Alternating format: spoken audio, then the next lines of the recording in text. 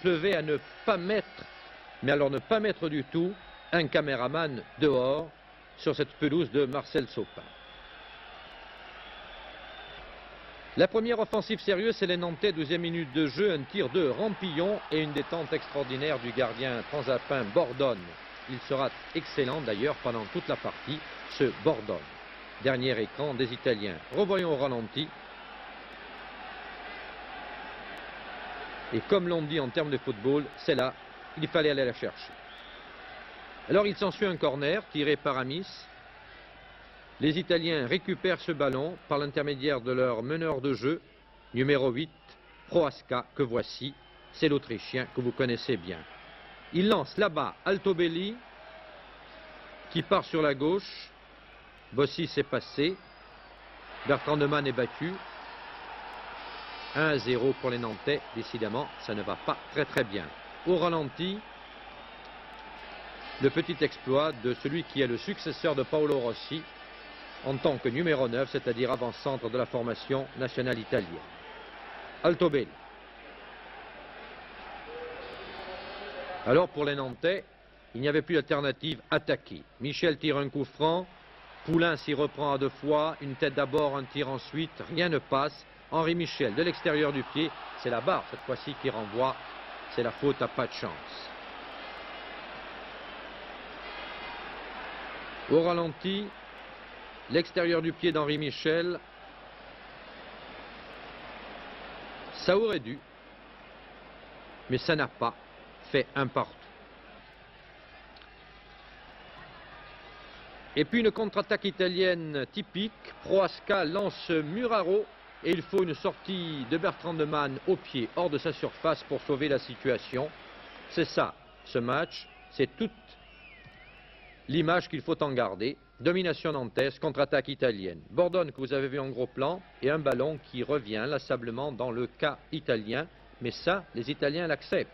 Et puis regardez un peu l'état du terrain. Nous allons vous en donner un aperçu. Voilà, cette glissade que vous allez revoir au ralenti. La pelouse en réalité, on n'en a pas une idée exacte et gorgée d'eau, regardez. Une occasion encore nantaise. Il y a à la base Touré, il y a Amis. Et un Amis qui se précipite, qui frôle le gardien italien Bordone, mais là, ça prend toute sa saveur. Bordone se roule à terre. Nous allons revoir l'action au ralenti. Amis n'a pratiquement pas touché l'Italien, mais c'est de bonne guerre, surtout quand on a le sens du théâtre. Il en faut aussi, souvent pour gagner en Coupe d'Europe. Ça fait partie de la panoplie du footballeur moderne. Voilà. Voilà, le pied est en l'air, manifestement.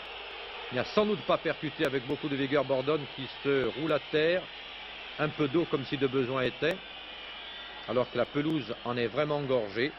Et puis Bordone qui va se relever et qui va dire à l'arbitre, non, non, tout compte fait, ça va. Et così va bene. Mi-temps 1-0 donc, ce qui n'arrange pas les Nantais, on s'en doute bien. Une roulette sous la pluie pour monsieur l'arbitre. Et un Nantes qui piétine devant le mur italien, un mur organisé comme une place forte, d'où jaillit parfois une flèche nommée Altobelli.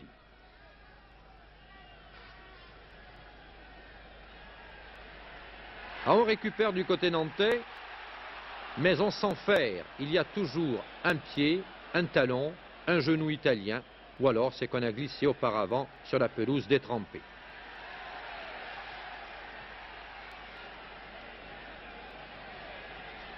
Henri Michel,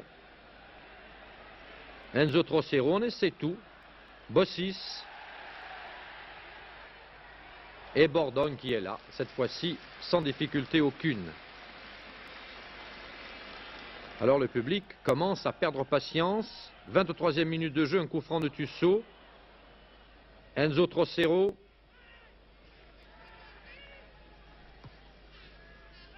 on tente de combiner. On essaye tout ce qu'il est possible de faire. C'est Touré qui tire, c'est Bordone qui détourne. C'est un nouveau corner pour les Nantais, mais point de but. Alors sur le corner, il faut un talon pour repousser ce ballon. Touré essaie encore. Que n'a-t-on pas essayé? Un centre, une reprise, tout y passe. Enzo Trocero réclame la balle. Il est fauché dans la surface de réparation par Cazot. L'arbitre indique le point de pénalty. Un pénalty, ça n'est jamais très glorieux, mais c'est surtout utile.